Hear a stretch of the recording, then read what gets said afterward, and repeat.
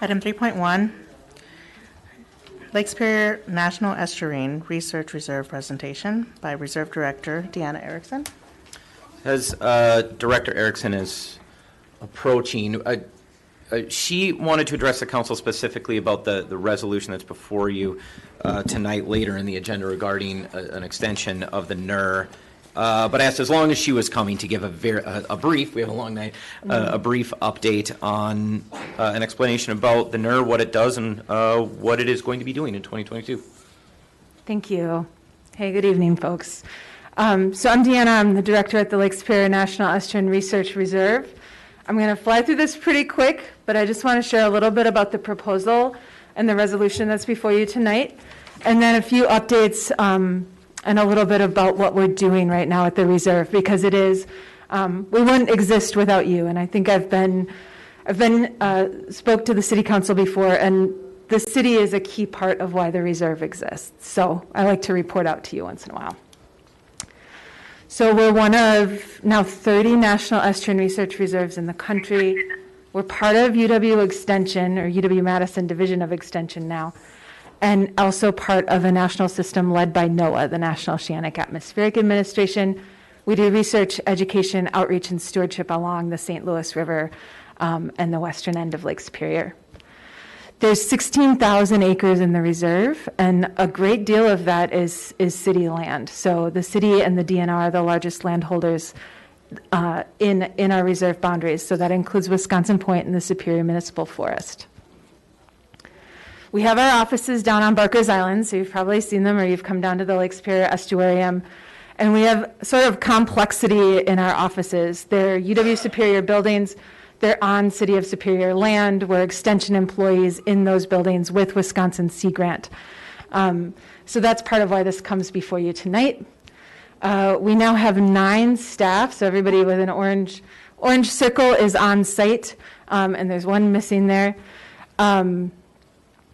And we've also added and increased our capacity for student research and student internships.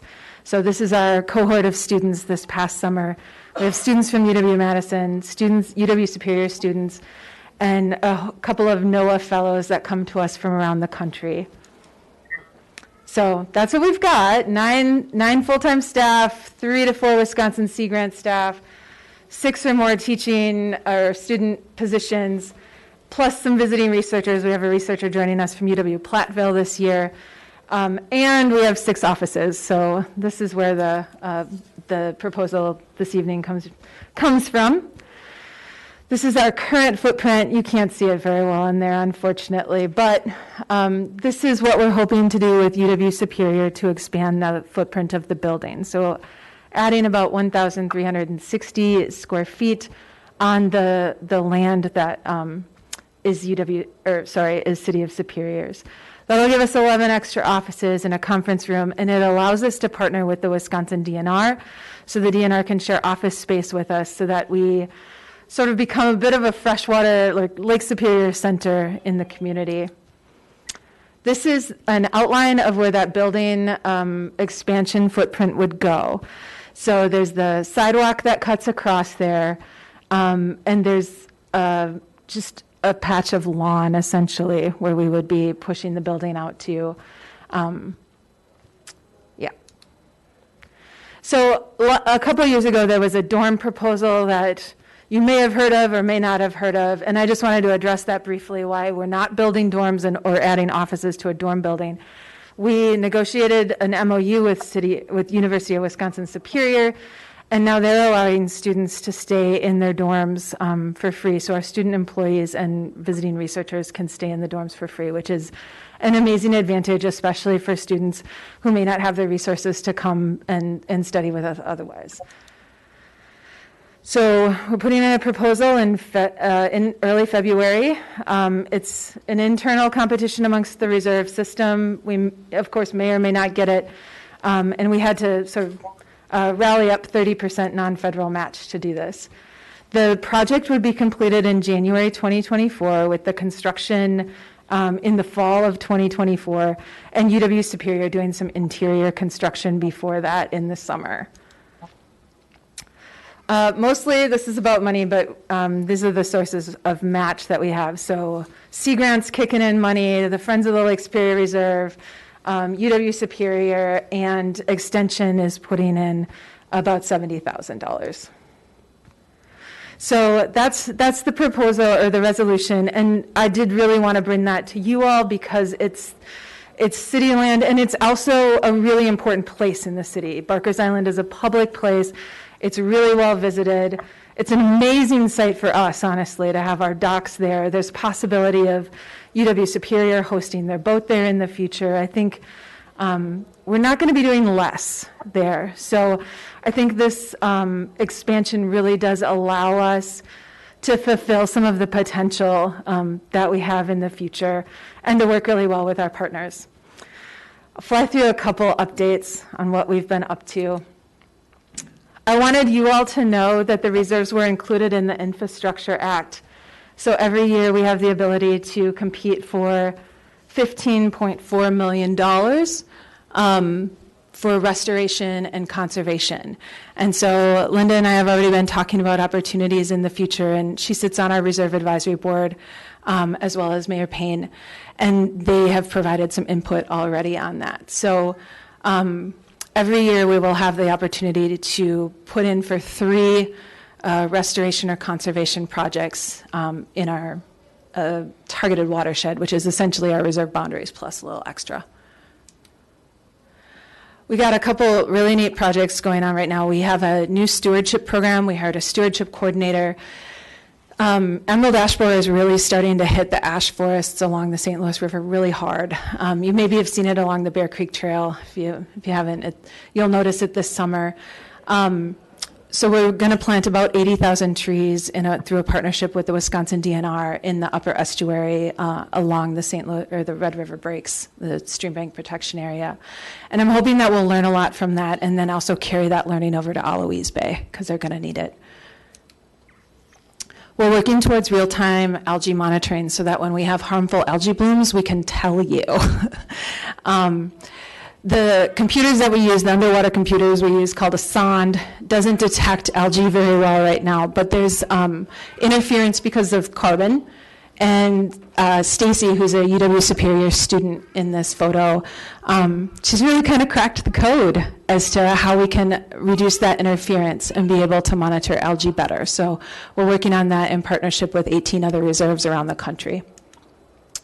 We opened the Pokegamo launch. Very, very big credit to Linda Cadotte for helping me through my first project and making this happen.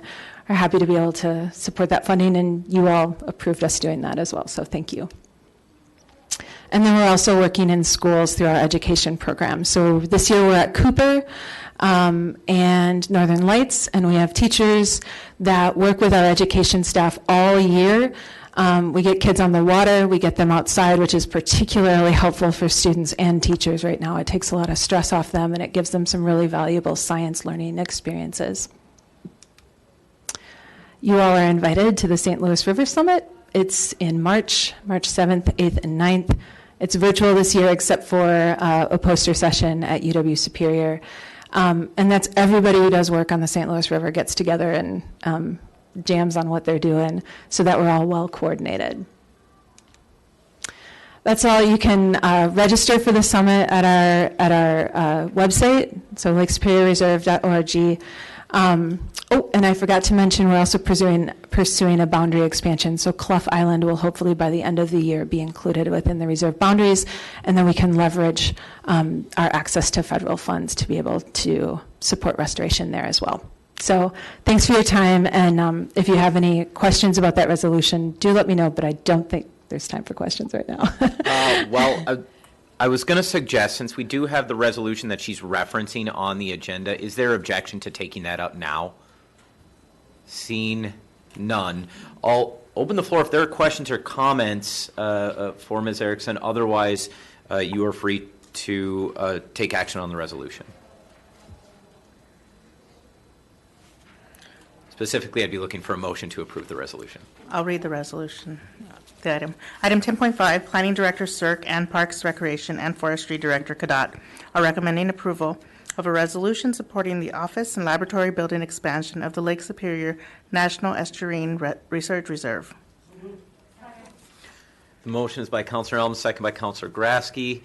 Discussion on the resolution. Counselor Fennessy. Just a quick question. So with this building, there's that existing the stand-up paddleboard. Isn't that the same building? They use the porch of our red building. So they're on the other side. So the Lake Superior Estuarium is the red building kind of in the middle. And then they have their business on the other side of that. Okay, so would this impact that at all, or? No, I don't think so. No, they use our porch space. We have like a kind of a mini MOU with them for our porch space. And I don't think it would have any impact to them. It actually could be slightly advantageous because we're going to have potentially more staff on site, and we do use their services. Okay, yeah, thanks. Further discussion? Seeing none, all those in favor, please signify by saying aye. Aye.